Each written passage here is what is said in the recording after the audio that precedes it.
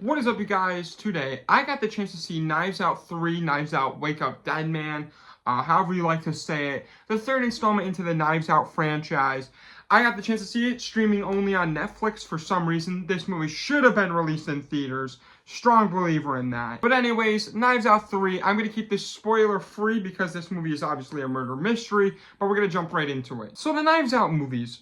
Honestly, probably one of my favorite franchises coming up to date. Like, obviously, we're only at 3. If they ever make a 4th, then it's an official franchise. In my opinion, I feel like after 4 movies, you're a franchise.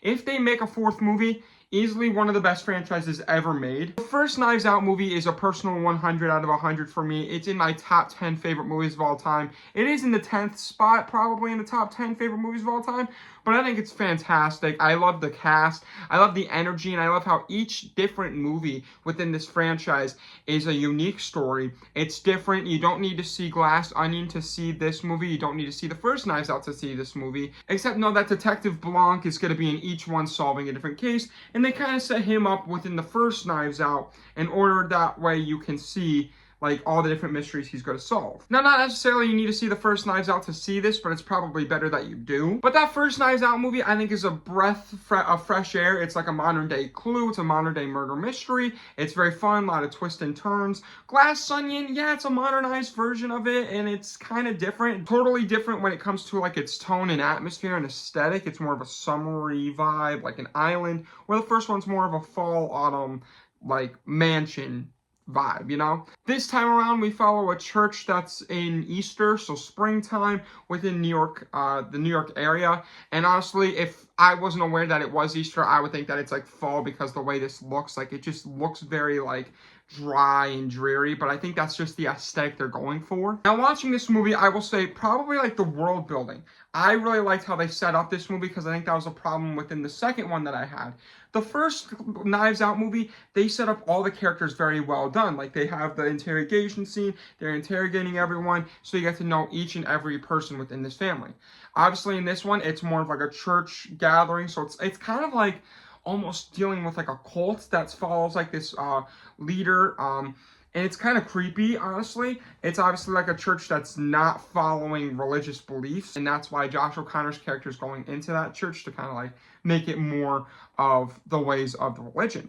So as we get through this, we see all the characters kind of being built up with Josh O'Connor or Judd, I believe his name is, going to each character and kind of talking to them, learning about each character and why they're so related with the church and with religion. I think that was a very unique take. I honestly had no clue what this movie was about. I saw no trailer. The only thing that I saw was that it's called Wake Up Dead Man, and I saw Blanc and Josh O'Connor on the side. That's all I knew about this movie, and I knew that the cast included like Jeremy Renner, Josh Brolin, and Mila Kunis. That's about it. And I gotta say, I was very surprised with this movie. It had very much twists and turns, like every Knives Out movie has. But this one was different. Like, honestly, I think compared to like Glass Onion, because Glass Onion is arguably, probably easily the worst of the trilogy.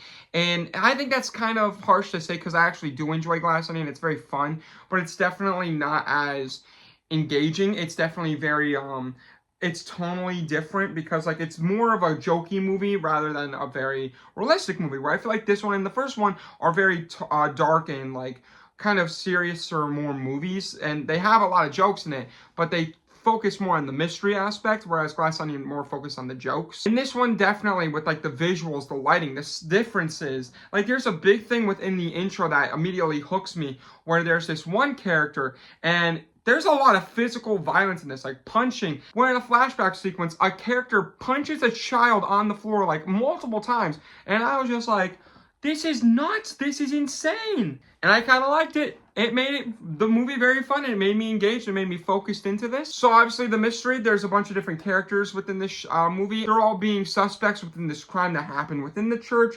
And the whole thing is this Judd character, the father Judd, and Detective Blanc trying to solve this mystery, which I think is very fun. And it all unravels, obviously, like every Knives Out movie does, until we get to the obviously final part of the movie. There's one joke in here that I really liked where they played the Phantom of the Opera theme song, and just out of nowhere, it made me jump out of my seat, or couch, I guess, because this wasn't in a theater, and it made me die laughing because I was like, this is a perfect song for the aesthetic of this movie. When it gets revealed who did this murder, what happened, and the whole story, it was really cool seeing like their whole motive and everything like that. And I thought that was very interesting and very kind of different from the second and the first movie. Because I didn't really care for the second one on how they revealed the character, what happened with it being Edward Norton.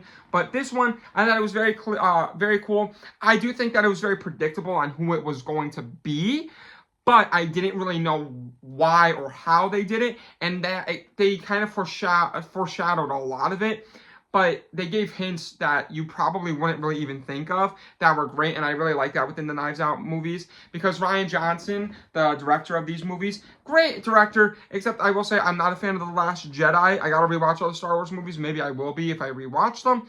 But I love these movies and I need more of them. Honestly, I would say for the Knives Out movies, they're such a fun movie to watch with a group of friends. The amount of twists and turns in this. Literally, I was watching this with my girlfriend, her best friend, and her sisters, and we were all just like, oh my gosh, this is crazy. It was insane. The last 30 minutes are something just incredible. The first hour is just amazing. It's shot beautifully. All the acting, and especially Josh O'Connor, was great.